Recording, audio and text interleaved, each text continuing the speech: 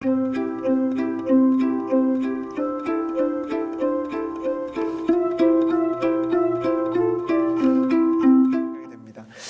손을 얹고요. 스스로를 축복하고 은혜를 나누었으면 좋겠습니다.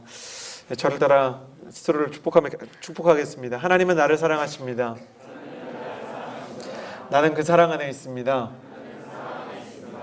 이 시간 말씀 앞에 내 마음을 엽니다. 나는 절대로 이전과 같지 않을 것입니다. 아멘. 여러분 엑스트라 인생 아세요? 엑스트라 인생. 세상에는 주인공 같은 인생, 주연 인생이 있고요. 그리고 주인공은 아니지만 주인공 같은 사람들과 늘 가깝게 지내면서 함께 스팟라이트를 받는 조연 인생도 있고 또 엑스트라 인생도 있습니다. 내 인생이라는 스테이지에서 주인공으로 정말 아름답게 살아가고 싶지만 늘 스팟라이트가 나를 피해가는 인생, 그런 인생이 엑스트라 인생입니다.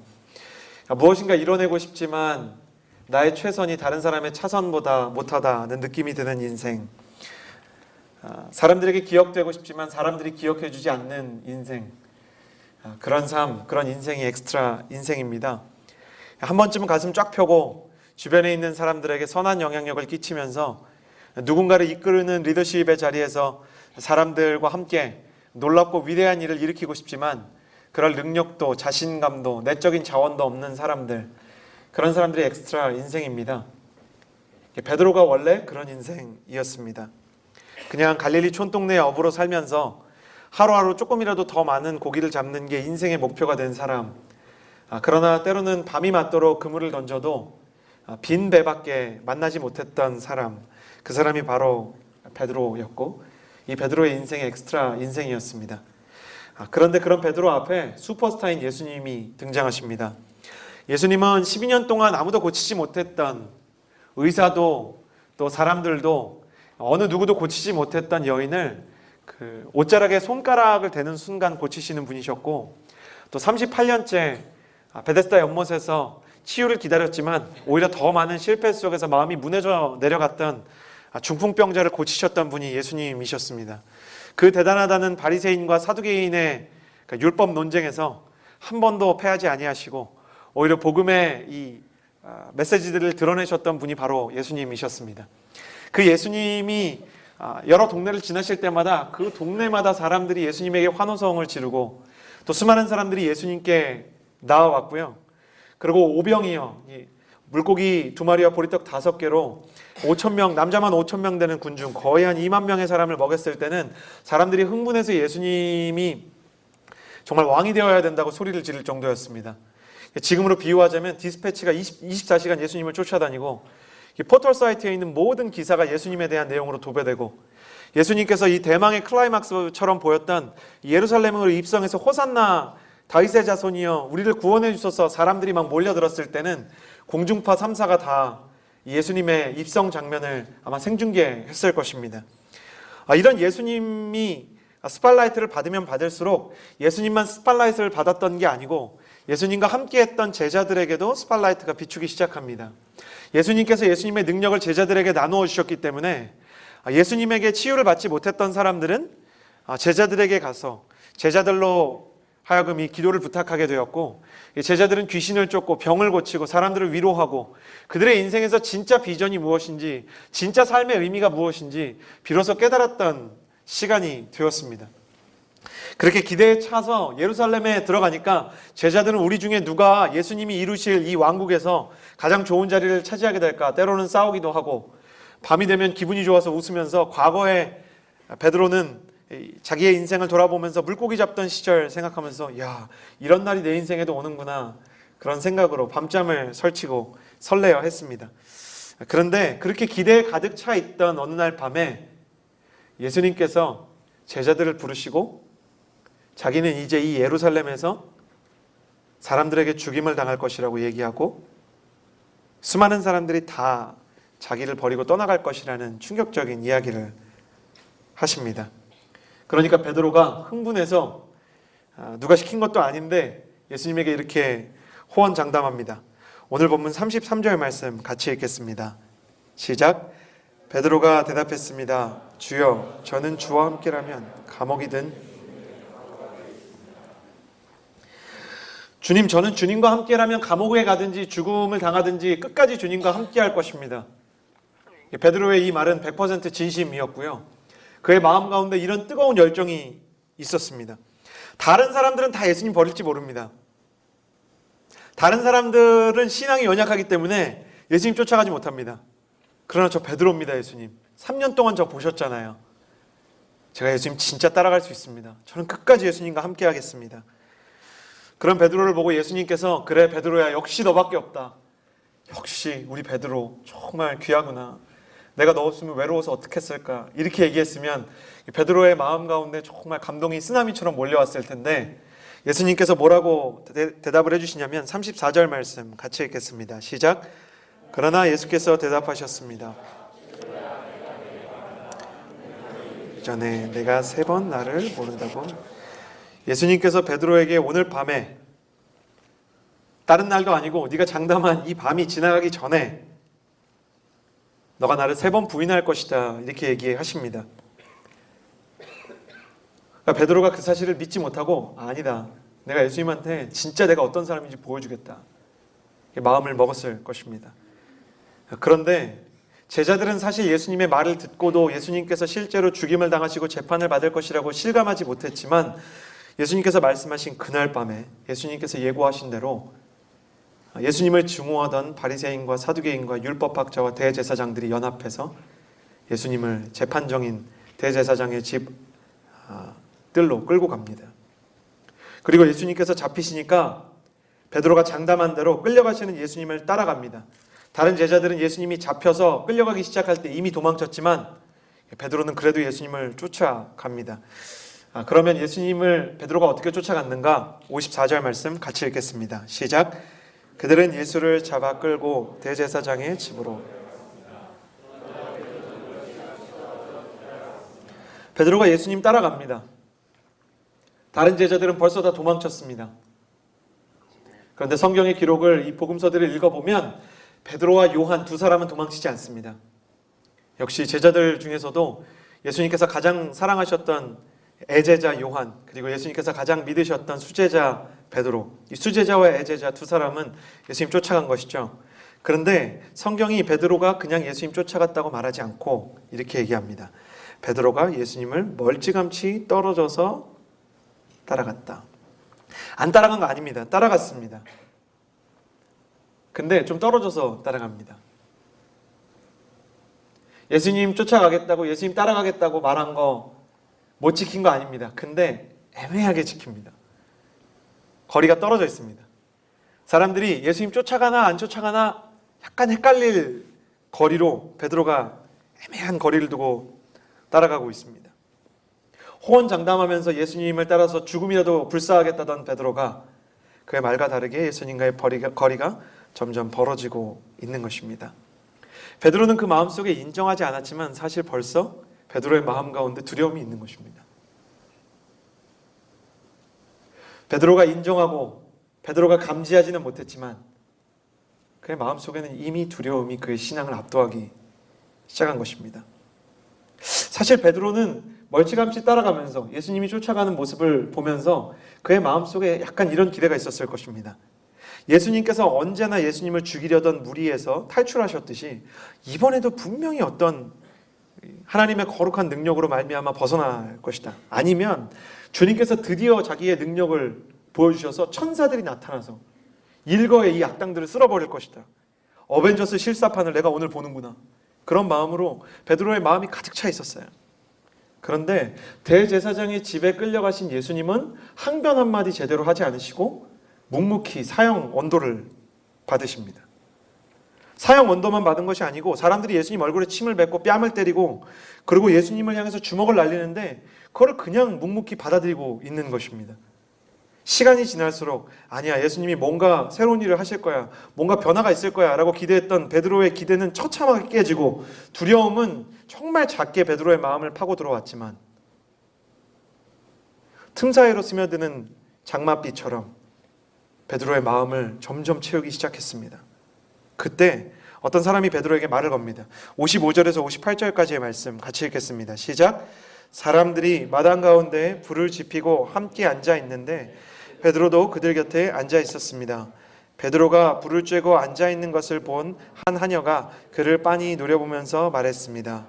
이 사람도 예수와 함께 있었습니다. 그러나 베드로는 부인하면서 말했습니다. 여자여, 나는 그를 모르. 조금 있으니까 다른 어떤 사람이 베드로를 보고 말했습니다. 당신도 그들 중 하나였지? 베드로가 말했습니다. 이 사람아.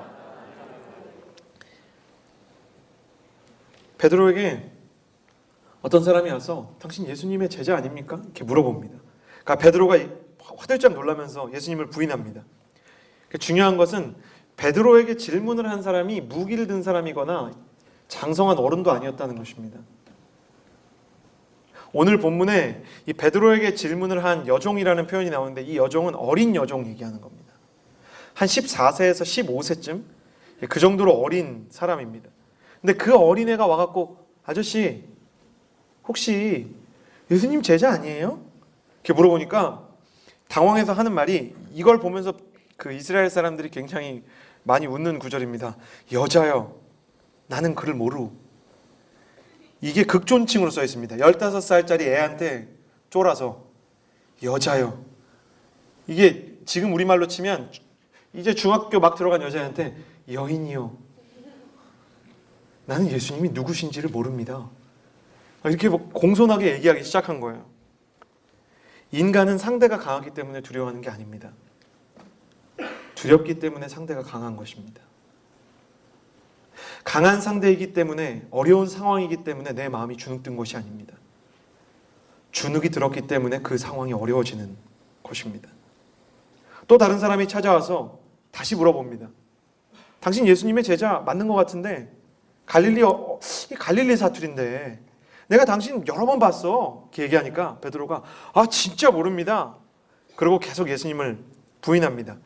그리고 시간이 흐릅니다. 59절에서 60절 같이 읽겠습니다. 시작.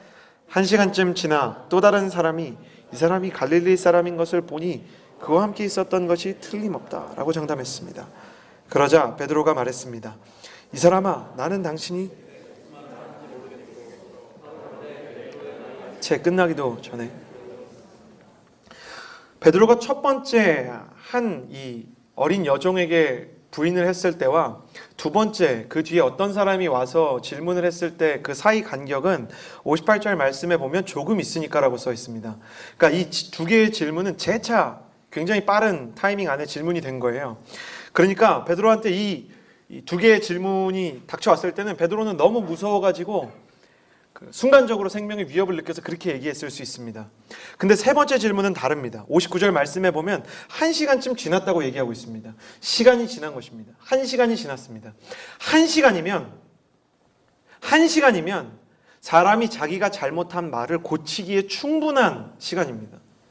내가 예수님에 대해서 무슨 말을 했는지 다시 돌아볼 수 있는 충분한 시간이 1시간입니다.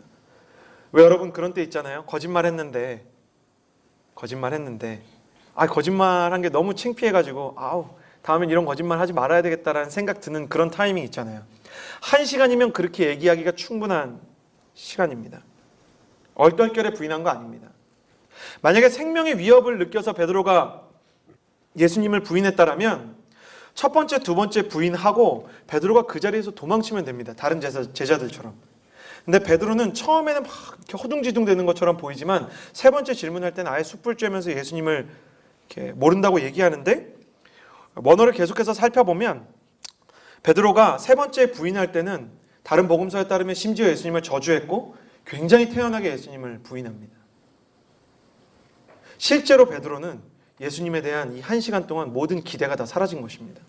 1시간째 두드려 맞고 있는 예수님, 아무 말도 하지 않고 있는 무력한 예수님을 보니까 갑자기 그렇게 초라한 거예요.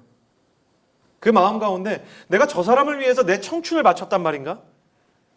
내 인생이 엑스트라 인생을 벗어나는 것 같더니만 내 인생이 다시 나락으로 떨어지는 건가?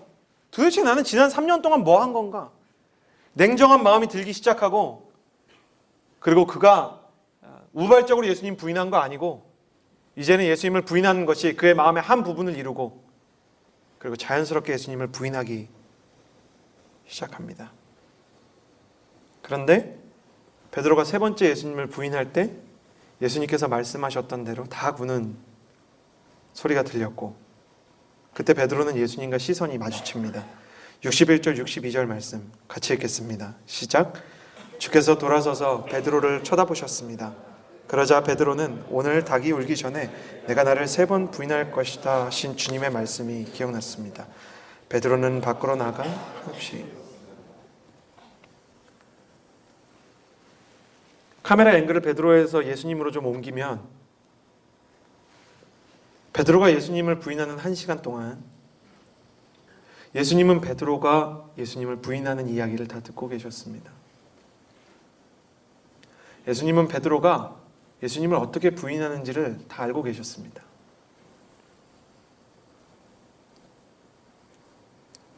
세 번째 부인할 때는 베드로가 예수님을 저주했다고 다른 복음서에 이야기하고 있습니다.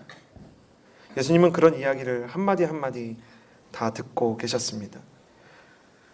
베드로가 어떤 말로 또 어떤 태도로 주님을 배신하고 있었는지 듣고 계셨던 예수님께서 그 얼굴을 베드로를 향해 드시고 베드로를 바라보셨습니다. 배신당한 주님과 배신자 베드로의 시선이 마주쳤습니다. 그 시선의 부딪힘 속에서 베드로는 닭 울기 전에 네가 나를 3번 부인하리라 말씀하시던 주님의 당부가 생각이 났습니다. 닭이 울어서 베드로가 그 이야기를 깨닫게 된 게 아니고요. 예수님과 시선이 마주쳤기 때문에 닭 우는 소리가 들리고 그 소리 안에서 예수님의 말씀이 기억이 난 것이죠. 그러면 예수님께서 베드로를 어떤 시선으로 바라보셨을까? 저는 어젯밤에 좀 생각을 해보았습니다. 만약에 베드로를 쳐다보시는 그 예수님의 시선에 배신자를 향한 경멸과 증오와 저주가 있었다면 베드로는 아마 이렇게 생각하기가 더 편했을 것입니다. 내가 이미 당신을 위해서 청춘을 바쳤는데 당신이 이렇게 무기력하게 잡히고 또 죽어버리면 나까지 수배자가 돼버리잖아. 그렇게 고생을 시키고 그렇게 헌신을 시키더니 그 끝이 이거야? 그렇게 생각하고 오히려 주님을 향해서 이 다혈질의 베드로는 차가운 눈빛을 함께 보내었을 것입니다. 그런데 교활한 배신자 베드로를 바라보는 주님의 눈 안에 여전히 베드로를 향한 사랑이 있었습니다. 자기를 사랑하시는 주님의 눈빛을 통해서 주님의 사랑을 온몸으로 절감하는 베드로가 그의 마음 가운데 한없는 슬픔이 터져나왔음을 굉장히 자연스럽고 또 당연한 결과였습니다. 저 상황에서도 눈빛으로 3년 동안 동역하면서 눈빛만 봐도 아는 이 두 사람의 무언의 대화, 그 안에 무슨 내용이 담겨져 있었냐면 괜찮아. 내가 너에게 이런 일이 있을 거라고 이미 미리 얘기하지 않았니? 내가 너에게 이야기한 대로 이 일이 일어났다면 내가 너에게 약속한 대로 또한 이 고난을 거쳐서 내가 부활하는 날도 올 것이다. 예수님의 그 모든 말씀이 떠오르자 베드로는 그제서야 밖으로 뛰쳐나가 한없이 울게 되었습니다. 그리고 예수님은 이날 유대인의 재판은 원래 몇 주 동안 집행이 돼야 되는 재판임에도 불구하고 날치기로 재판을 통과시켜서 거짓 증인을 내세워서 밤사이에 모든 재판을 끝내고 바로 이날 십자가에 달려 돌아가십니다. 그날 이후로 베드로는 모든 삶의 의욕과 또 모든 영적인 에너지를 잃어버립니다.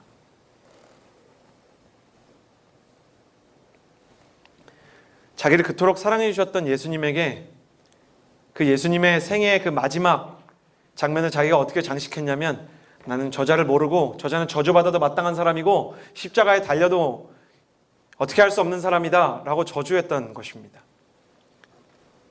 사랑했던 사람의 마지막을 그렇게 장식했다는 것이 그리고 그분이 그냥 보통 사람이 아니고 나를 위해서 모든 것을 던지셨던 예수님이라는 것이 생각하면 생각할수록 힘들었던 베드로. 그는 영적인 실패가 무엇인지를 너무 절실하게 경험한 사람입니다. 영적인 실패는 사람의 모든 삶의 의욕을 꺾어버립니다. 예수님과의 관계가 틀어져 버리면 그 사람의 인생은 정상 상태를 유지할 수가 없습니다. 처음에는 영적으로 실패해도 괜찮은 척 할 수 있지만 시간이 지나면 지날수록 그는 그렇게 할 만한 힘을 유지할 수가 없게 됩니다. 그리고 우울증과 좌절에 시달리던 베드로, 영적인 실패감에 완전히 낙심한 베드로, 끊임없이 되뇌이며 도대체 내가 왜 이런 짓을 했을까 절망하던 베드로는 한 가지 결정을 내리게 됩니다. 오늘 말씀 이후에 이어지는 스토리인데요. 요한복음 21장 3절 말씀 같이 읽겠습니다. 시작. 시몬 베드로가 그들에게 나는 물고기 잡으러 가겠소 하고 말하자 그들이 우리도 같이 가겠소 하고 말했습니다. 그들은 나가서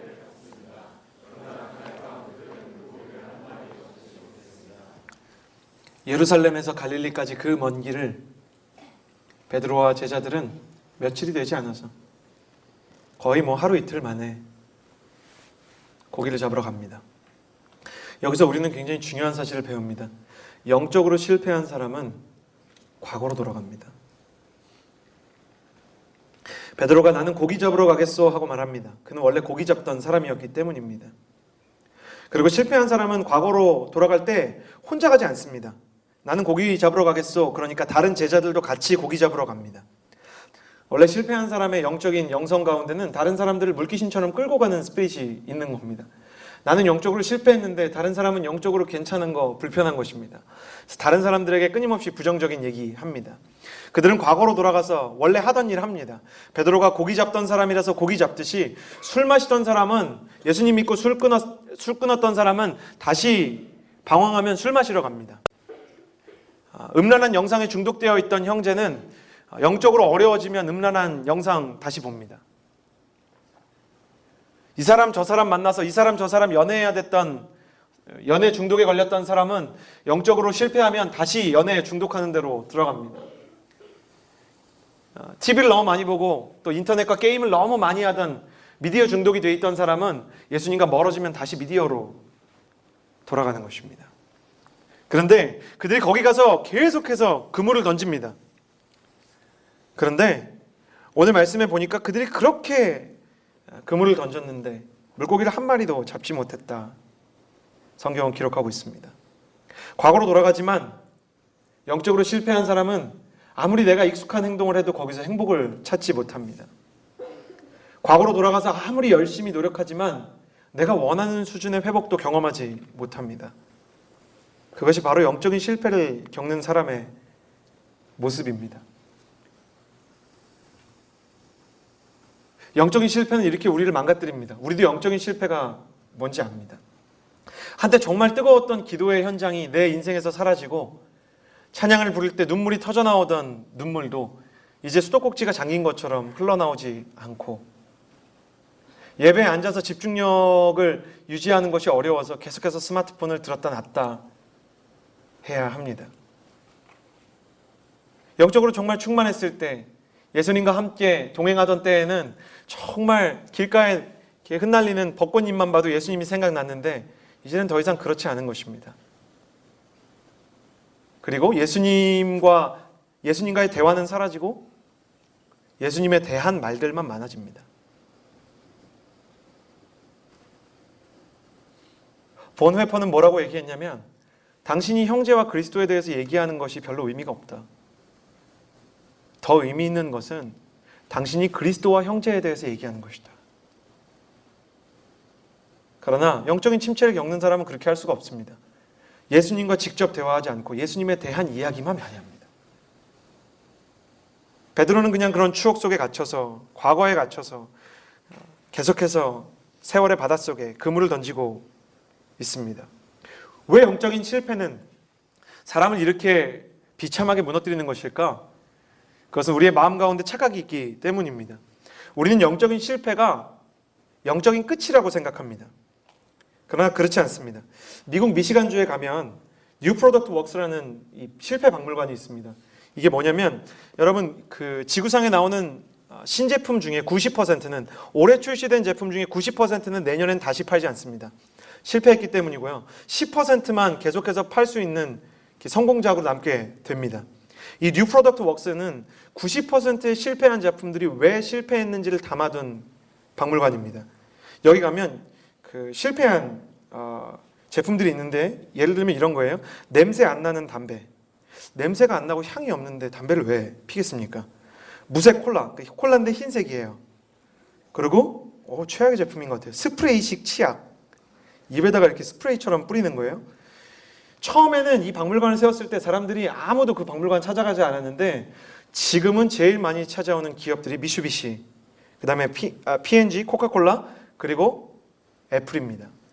스티브 잡스는 자신의 제품에 어떤 하자가 발견되고 영감의 한계를 느낄 때마다 이 실패 박물관을 굳이 미시간까지 찾아가가지고 걸었던 것으로 유명합니다. 지금 수많은 기업들이 그 제품을 보고 신제품을 만들 때 영감을 얻곤 합니다. 그러면 이 제품들은 전부 다 실패작입니까? 의미가 없는 겁니까? 이 박물관에 있기 때문에 의미가 있게 된 것입니다. 기업가의 천국이라는 미국이나 유럽에서 사업하는 사람들, CEO나 리더가 되었던 사람들은 처음 성공을 맛보기까지 평균 4번을 실패한다는 통계가 있습니다.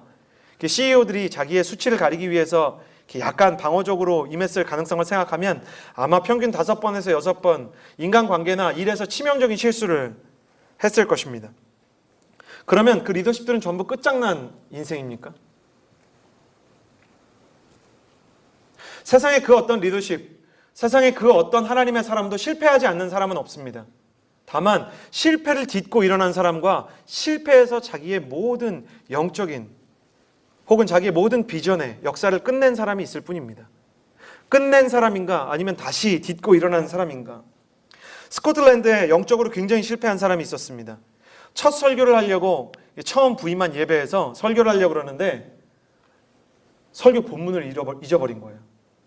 자기가 준비한 설교 본문이 어디 몇 장 몇 절이었는지 잊어버린 거예요. 저는 처음 설교하던 날 아직도 기억납니다. 제가 처음 사람들 앞에서 설교하던 날 제가 이제 건대 온누리교회, 지금 강동 온누리교회에 있을 때인데요. 그 캠퍼스를 담당하시던 목사님이 저한테 오늘 설교를 좀 담당해달라고, 그래서 이제 설교를 열심히 준비해서 올라갔는데 성인 예배였는데 정장에 흰색 운동화를 신고 올라갔습니다. 올라가서 설교를 했는데 무슨 말인지 하나도 모르겠고 땀이 이렇게 나기 시작하는데 너무 많이 나서 심지어 마이 밖에까지 땀이 막 젖기 시작했습니다. 수트 밖에까지 막 젖는 거예요. 그리고 설교를 열심히 끝내고 왔는데 사무실 분위기가 이런 분위기인 거예요. 막 이런 분위기인 거예요. 오늘 말씀 진짜 좋았어요. 막 이런 분위기인 거예요. 그러니까 뒤에서 거짓말을 못 하시던 캠퍼스 담당 목사님이 좋긴 뭐가 좋아 개뿌리 그러더니 제 원고를 들고 정말로 확 책상에 던지시면서 성도들이 오늘 예배를 오기 위해서 얼마나 희생과 헌신하면서 예배에 온 건 줄 알아? 근데 예배를 그따위로 드려? 저도 나가서 베드로처럼 펑펑 울었던 기억 납니다. 그때 저와 교제하던 지금은 제 아내가 된 여자친구가 녹음한 파일을 저한테 말없이 건네주었는데 아직도 왜 그걸 건네주었는지 그 뜻도 잘 모르겠고 그리고 다시 들어보지 않으려고 합니다. 근데 성경 본문을 까먹었으니 이 스코틀랜드 목사님이 설교를 할 수 있었을까요? 설교를 아예 못한 겁니다. 첫 설교를. 그리고 처음 담임 목사로 부임하던 그 설교에서 이렇게 걸어서 내려옵니다. 그리고 집으로 가서 다시 그 교회로 돌아오지 않았습니다. 저는 100% 이해가 됩니다. 저는 정말 그 마음이 너무너무 이해가 됩니다. 얼마나 비참했을까. 그 사람의 이름이 뭔지 아십니까? 아프리카 전체를 복음으로 뒤흔든 선교사 데이빗 리빙스턴입니다. 데이빗 리빙스턴이 실패한 사람입니까? 처음 담임 목사로 부임하던 날 설교를 망치고 집으로 돌아가서 수치심 때문에 다시는 그 교회를 찾지 못했던 선교사 데이빗 리빙스턴의 생애가 그 실패 하나 때문에 끝나는 것입니까? 끝나지 않는 것입니다. 끝나지 않는 것입니다. 권투 선수가 권투를 하다가 다운을 당합니다. 어떤 한국 선수는 세계 챔피언 타이틀이 걸려있는 복싱의 2라운드가 마치기 전까지 4번이나 다운을 당했습니다. 1라운드에 2번, 2라운드에 2번. 사람들이 다 끝났다고 생각했습니다. 근데 3라운드에서 그 사람이 일어나서 카운터 펀치를 꽂으면서 KO 승을 만들어냈습니다. 그러면 다운이 그 경기의 끝입니까? 경기의 끝이 아닌 겁니다. 여기서 베드로의 인생의 영적인 여정이 끝나지 않았습니다. 베드로와 제자들이 계속해서 헛그물질을 하고 있을 때 이런 일이 일어납니다. 요한복음 21장 계속해서 읽는데요. 5절에서 8절까지의 말씀 같이 읽겠습니다. 시작. 예수께서 제자들에게 얘들아 물고기를 좀 잡았느냐 하시고 물으자 예수께서 제자들에게 말씀하셨습니다. 그물을 배 오른편에 던져보라. 그러면 물고기가 잡힐 것이다. 제자들이 그물을 배 오른편에 던지자 물고기가 너무 많이 걸려 그물을 배 안으로 들어올릴 수가 없었습니다. 예수께서 사랑하시던 제자가 베드로에게 말했습니다. 주이시다. 베드로는 주이시다라는 말을 듣자마자 벗어두었던 겉옷을 몸에 걸치고 물로 뛰어들었습니다.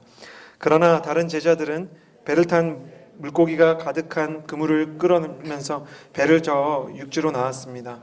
배가 바닷가에서 약 200규빗 정도밖에 떨어져 있지 않았기 때문입니다.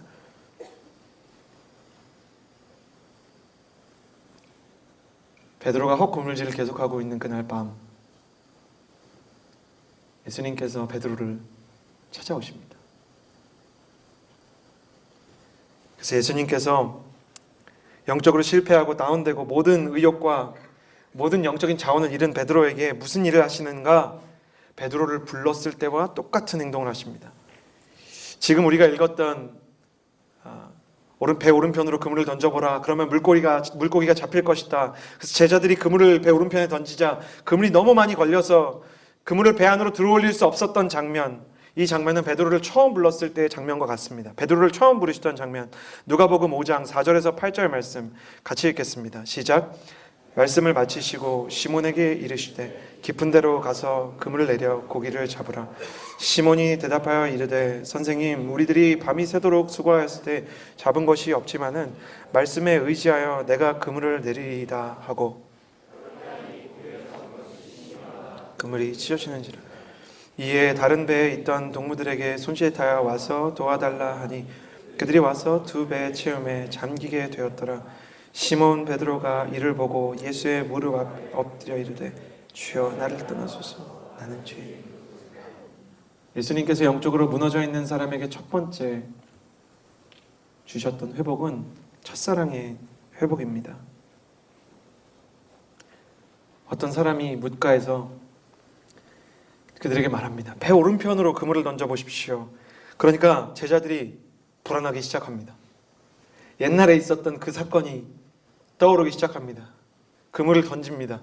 베드로랑 요한은 그물 던지면서 이런저런 얘기를 하고 있었는데 그 사람이 오른편으로 그물을 던지라 그래서 던졌을 때는 두 사람은 아무 얘기도 할 수 없어서 서로 눈치만 보고 있습니다. 근데 물고기가 진짜 밤새도록 한 마리도 잡지 못했던 물고기가 너무 많이 끌어올려지기 시작합니다. 그러니까 요한이 무의식적으로 얘기합니다. 예수님께서 사랑하셨던 제자 요한이 예수님입니다. 저기 계신 분이 예수님이다. 그렇게 얘기합니다. 그러니까 그 얘기를 듣자마자 베드로가 물 안으로 뛰어듭니다. 저는 진짜 궁금합니다. 왜 베드로는 물로 뛰어들었을까? 지금 박태환이 와도 배보다 더 빨리 갈 수 없습니다. 다른 제자들은 베드로 빼고는 전부 배 타고 왔습니다. 성경에 이유도 써놨습니다. 배가 바닷가에서 200규빗 정도밖에 떨어져 있지 않았기 때문에 50m인데요. 노저우면 훨씬 빠릅니다. 제가 궁금해가지고 수상협회 연맹 다니는 형제한테 물어봤습니다. 배보다 빠른 사람은 있을 수가 없습니다. 그런데 누가 시키지도 않았는데 혼자 물 위로 뛰어드는 영적으로 패배한 사람, 오버하는 베드로. 왜 뛰어들었을까? 저는 옛날부터 이거 되게 궁금하게 생각했습니다. 그래서 계속 생각해 보았습니다. 근데 제가 되게 존경하는 목사님 한 분이 베드로는 왜 뛰어들었을까요? 라고 얘기하는데 그때 저에게 해주셨던 대답 제가 잊지 못합니다. 나라면 요한이 예수님이다 라고 말하는 순간부터 막 눈물이 났을 거야. 열정적인 사람이 울 때는 보통 사람보다 더 크게 울거든. 터져 나오는 눈물이, 눈물을 흘리면서도 아마 베드로는 이렇게 생각했을 거야. 내가 눈물 흘릴 자격이라도 있나? 내가 지금 이럴 자격이 있나? 그래서 그 터져 나오는 눈물을 숨기기 위해서 베드로는 물 안으로 뛰어들었을 거야.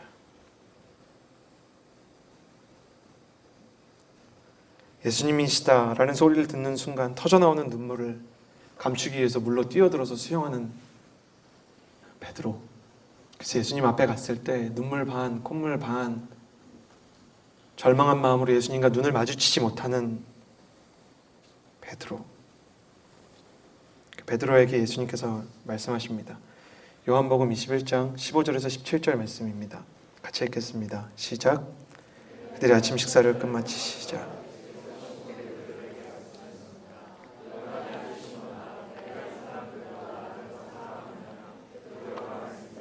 예, 주여, 제가 주를 사랑하는 것을 주께서 아십니다. 예수께서 베드로에게 말씀하셨습니다. 내 어린 양떼를 먹여라. 예수께서 베드로에게 다시 말씀하셨습니다. 요한의 아들 시몬아, 내가 나를 사랑하느냐? 베드로가 예수께 대답했습니다. 예, 주여, 제가 주를 사랑하는 것을 주께서 아십니다. 예수께서 베드로에게 말씀하셨습니다. 내 양떼를 치라. 예수께서 베드로에게 세 번째로 말씀하셨습니다. 요한의 아들 시몬아, 내가 나를 사랑하느냐? 예수께서 세 번째. 주여, 주께서는 모든 것을 아십니다. 제가 주를 사랑하는 것을 주께서 아십니다. 예수께서 베드로에게 말씀하셨습니다. 내 양떼를 먹여라. 제자들이 예수님께 가까이 갔더니 예수님께서 식사를 차려두었는데 베드로는 그 장면을 보고 또 한 번 고개가 땅에 떨어집니다. 예수님이 베드로가 예수님을 부인하던 때 베드로의 배경을 차지했던 그 숯불을 놓고 베드로를 기다리고 계셨습니다. 그런데 식사하는 중에 예수님께서 베드로에게 물어보셨습니다. 베드로야, 네가 나를 사랑하느냐?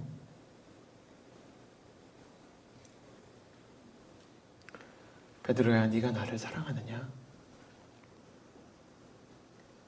베드로가 뭐라고 대답을 해야 되나?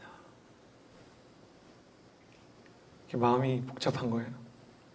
이거는 뭐 거의 호러물이죠. 죽었던 그가 다시 돌아왔다. 예수. 뭐 이런 거죠.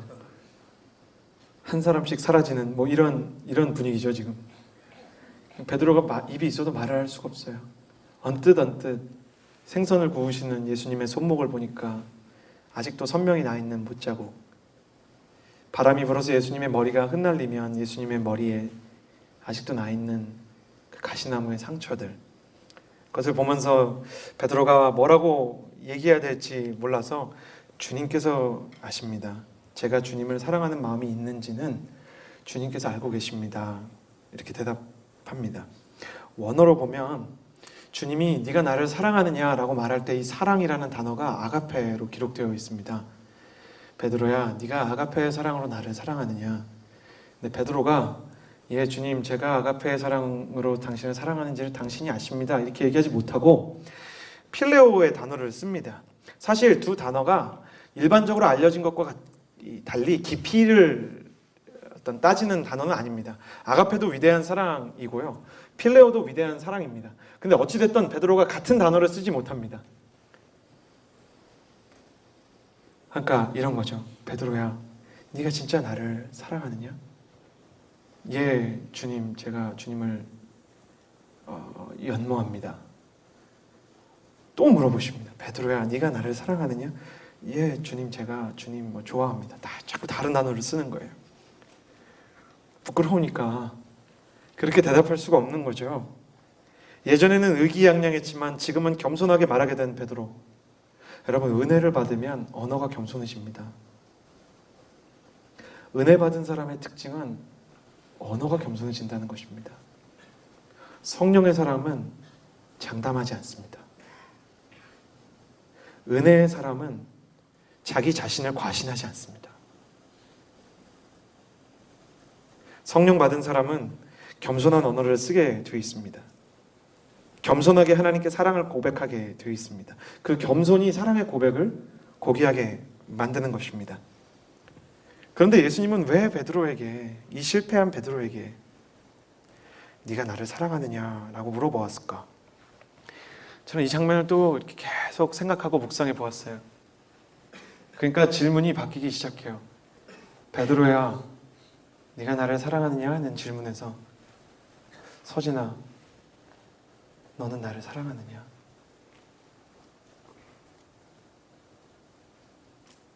제가 설교 준비할 때 이상한 거 물어보지 마세요. 이렇게 생각을 하고 키보드를 치다가 잠깐 눈을 감았어요. 마음이 복잡한 거예요. 베드로처럼 마음이 어려워요. 주님, 그런 거 묻지 마세요. 근데 주님이 베드로에게 몇 번 물어봤듯이 저한테 또 물어보시는 거예요. 서진아, 너는 나를 사랑하느냐?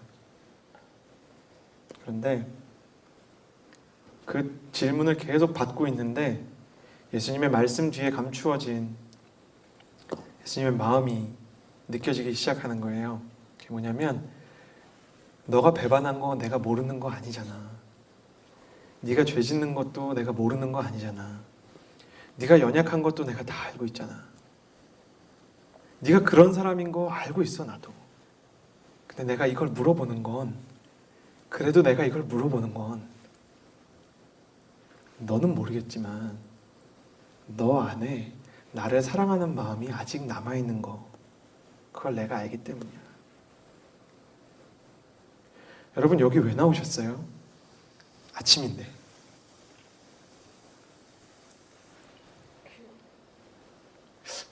저는 여러분 보면 목회자인데 가끔 되게 신기해요. 나였어도 10시 반에 예배 드리는 공동체 예배 다녔을까? 어떤 친구들은 7시 반에 나와서 막 세팅해요.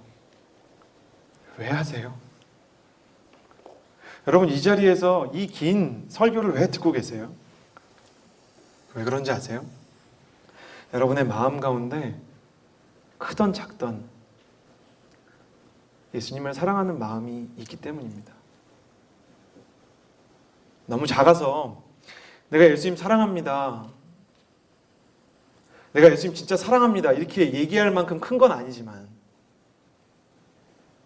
내가 예수님 사랑하는 마음보다 내가 그동안 저질러온 배신이 훨씬 많지만, 내가 예수님을 정말 사랑한다고 얘기하려고 그러면 너무 부끄럽게 살아와서 찬양할 때도 주님 사랑한다고 얘기를 하려고 그러면 잠깐 딴 생각해야 될 정도로 내 인생이 막 더럽혀져 있지만, 그래도 내 마음 가운데 예수님 사랑하는 마음이 남아있으니까 여기 와 있는 것입니다.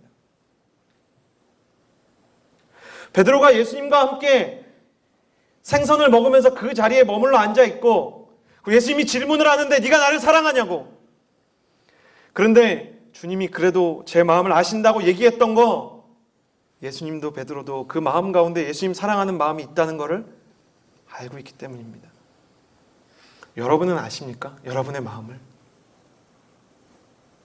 여러분, 영적으로 침체되어 있고 지난 몇 주간 똑바로 기도해 본 적도 없고 말씀 본 적도 없고, 이 중에는 이번 주에 안 그래야지 그랬으면서도 술 먹었고, 그리고 음란한 영상을 보았고, 심지어 지난밤에 본 사람도 있을 것이고, 사람을 미워했고, 뒤에서 욕하고 저주하고 손가락질하고 교회를 탓하고 세상을 탓하고 부모를 탓하면서 한 주를 살아서 마음이 만신창이 돼 있지만, 그러나 여러분, 여기 앉아있는 건 예수님에 대한 어떤 기대감이 있기 때문 아닙니까? 예수님에 대한 어떤 사랑이 없으면 여기 앉아있을 수 있습니까? 여러분, 예수님은 그런 여러분에게 네가 나를 사랑한다는 음성을 듣기 원하는 것입니다. 맥스 루케이도의 토비아스의 우물이라는 동화가 있어요. 너는 특별하단다라는 동화가 유명하지만 토비아스의 우물도 굉장히 감동적입니다. 사막 한가운데 자리 잡은 작은 마을이 있었어요.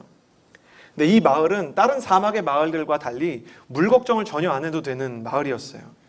왜냐면 그 마을에 끊임없이 물이 솟아나는 토비아스의 우물이 있었는데요. 그 우물 주인인 토비아스가 사람들이 원하는 만큼 물을 주는 거예요. 그래서 사람들은 토비아스 때문에 물 걱정하지 않고 사막인데도 불구하고 잘 살 수 있었어요. 근데 이 토비아스가 아들 줄리안과 함께 어느 날 여행을 떠납니다. 그러면서 엘제비르라는 이 종에게 이 우물을 맡겨요. 그러면서 뭐라고 부탁했냐면, 엘제비르야, 나와 내 아들 줄리안은 여행을 떠날 건데 너는 내가 원래 주던 대로 값없이 원하는 만큼 우물에서 물을 줘라. 그리고 뭐 오랫동안 여행을 떠났는데 엘제비르가 처음에는 주인의 명에 따라서 사람들에게 필요한 만큼 물을 막 줬어요.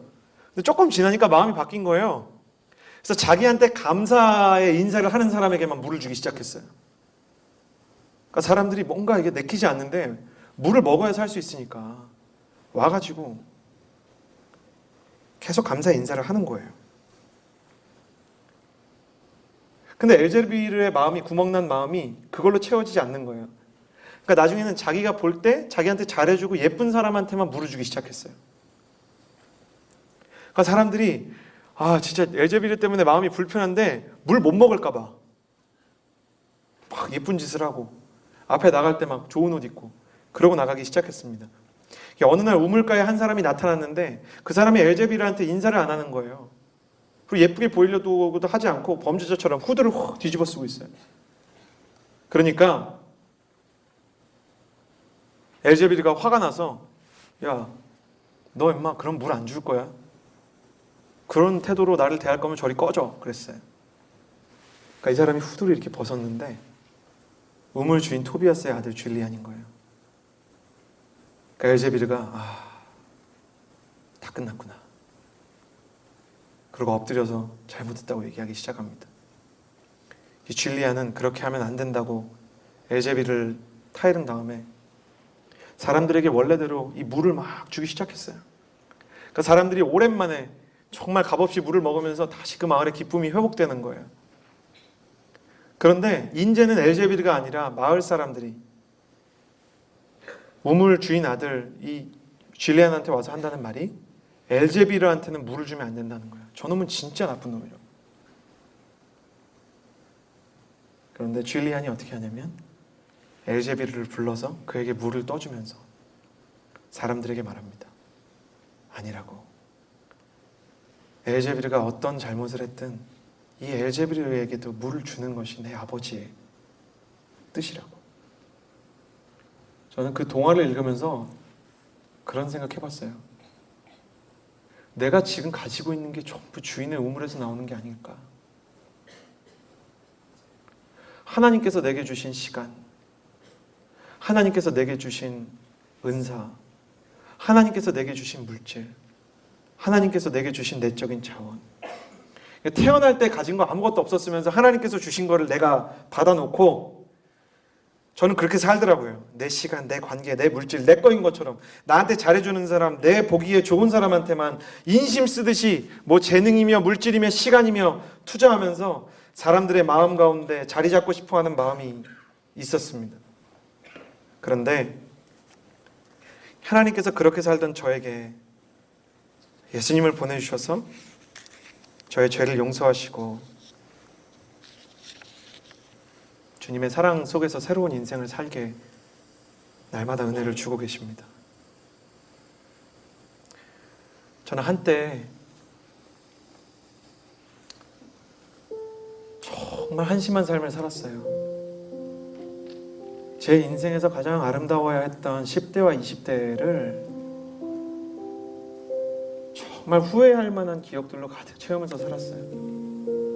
그 덕분에 제 신체의 일부는 아직도 건강을 되찾지 못하고 있고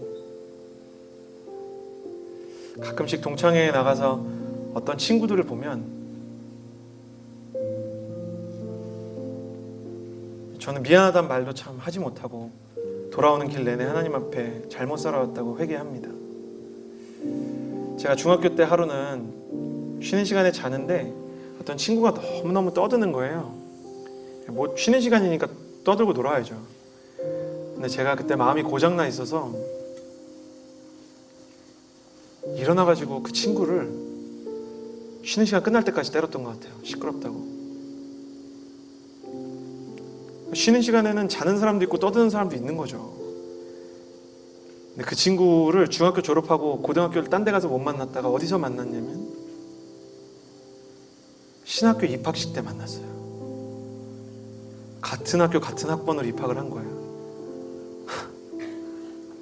제가 그 친구를 보면서 도대체 사과를 해야 되나 말아야 되나. 그 친구가 그 뒤로 부탁하는 거는 학창시절 내내, 대학 시절 내내 다 해줬던 것 같아요. 근데 어느 날 갑자기 너무 미안해서, 회개는 하나님한테도 해야 되지만 피해자한테도 해야 되는 것이거든요. 하나님 앞에 회개한 거는 회개의 끝이 아니에요. 그래서 그 친구를 찾아갔어요. 기숙사로. 미안하다고. 그 친구랑 저랑 뭐 때문에 미안한지 얘기하지 않았지만 그 친구 앞에서 눈물을 흘리면서 미안하다고 얘기하는 저를 보고 친구가 말하기를, 내가 처음 입학식 때 너를 봤을 때 야, 저놈도 신학하네 라는 생각이 든 것도 사실이지만 하나님 참 대단하구나, 저 인간도 바꾸고, 그런 생각 들었었다. 사실 언젠가는 이런 날이 올 거라고 생각하고 있었어. 네가 나한테 미안하다고 할지도 모르겠다. 근데 진짜 다 괜찮아. 그 친구를 통해서 제게 듣게 하신 말씀, 하나님은 너를 사랑하셔. 하나님은 너를 포기하지 않으셔.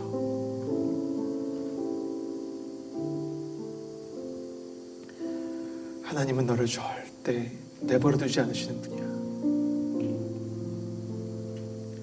앞으로 너의 인생에도 이런 일들이 계속 있을 수도 있다.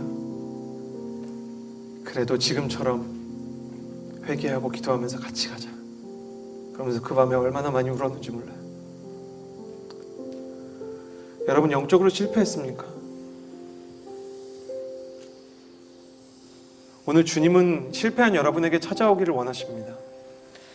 예수님의 능력은 무엇일까요? 물고기 2마리랑 보리떡 5개로 여러 사람 먹이면, 그러면 그게 예수님의 능력이 되는 걸까요? 그런 내용들은 사실은 사이비 종교에도 더 있고 더 많이 강조가 돼요.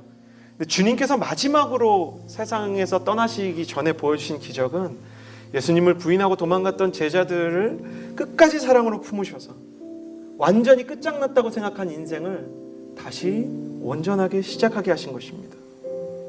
예수님의 능력은 다시 시작하게 하는 능력입니다. 여러분에게 오늘이 그날이 돼야 돼요.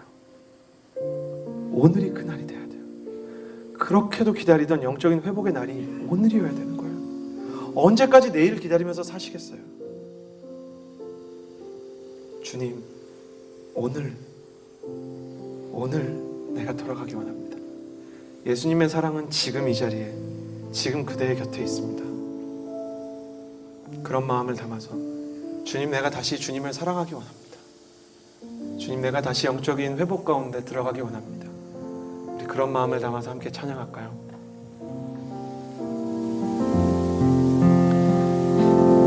주님만 사랑하리. 주님만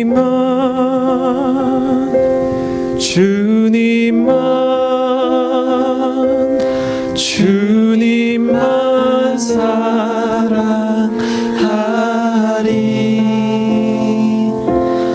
나의 왕,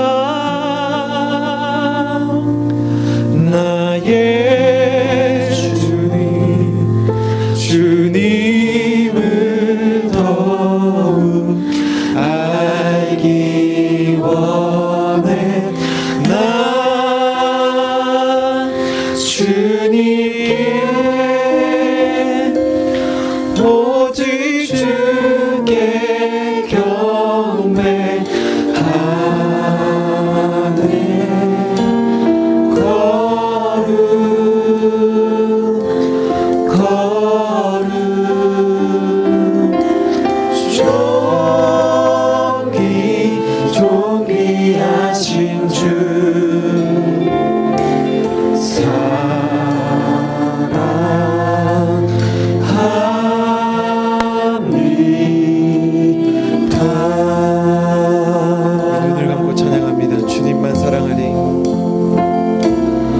주님만 주님만 주님만 사랑하리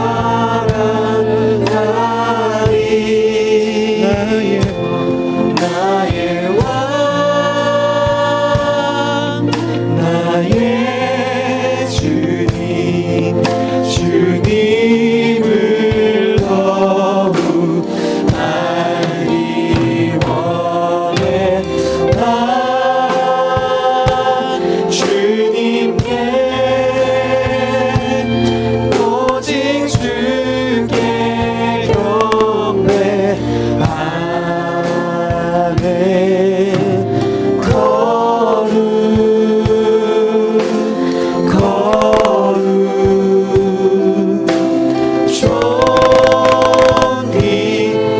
존귀하신 주